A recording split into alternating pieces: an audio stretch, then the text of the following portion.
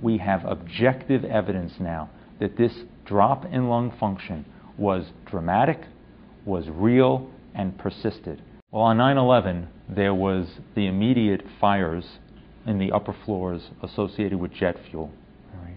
And then there were fires that spread throughout the building. And then with the collapse of the building, we generate not just smoke, but the most dense urban dust particulate matter cloud that we've ever seen in the United States. Our paper, published in the April 8th print edition of the New England Journal of Medicine, deals with over 13,000 firefighters and EMS workers employed by the Fire Department of New York City, right? Both active and retired workers, so there was no or very minimal longitudinal dropout due to retirement. It followed them from before 9/11, from a year before 9/11, straight through to 7 years after 9/11.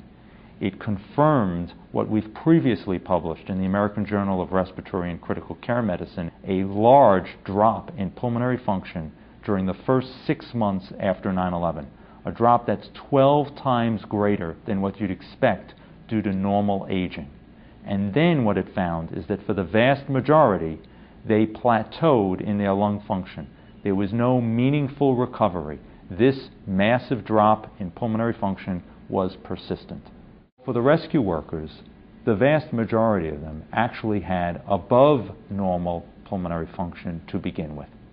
So although they took a major drop in lung function, a drop that is noticeable to them, a drop that has caused symptoms, that requires treatment, that requires long-term follow-up, for this majority with normal lung function to begin with, they are actually now at the lower limits of normal.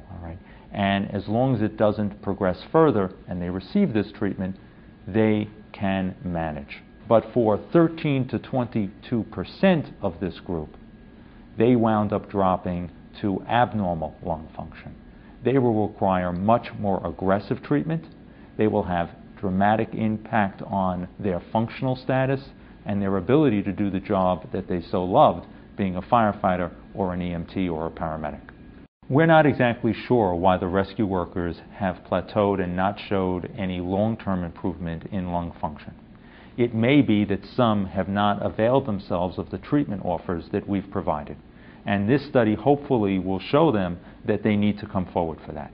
Alternatively, it may be that our treatment needs to be more aggressive, or we need to think about novel approaches for the most seriously affected. The good news is that for the vast majority, their lung function has stabilized. For those that are very symptomatic or, unfortunately, having continued declines in lung function, we need to offer aggressive treatment. And that treatment would be based on their diagnosis.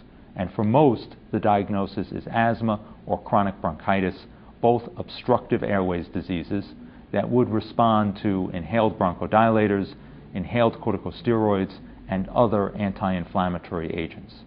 The next step is to follow this group further, to follow them for another 7 years and even longer if possible, to identify that group that is most symptomatic or declining further and give them aggressive treatment and see if that treatment is effective.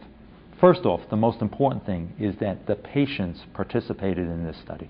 The firefighters, the EMTs, the paramedics, the most exposed groups came forward and participated not once, but multiple times in this study. They want to know what happened to them.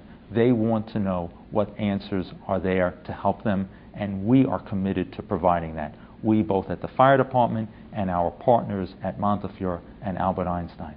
With this information, we are hoping to identify those people most in need and to provide it to them.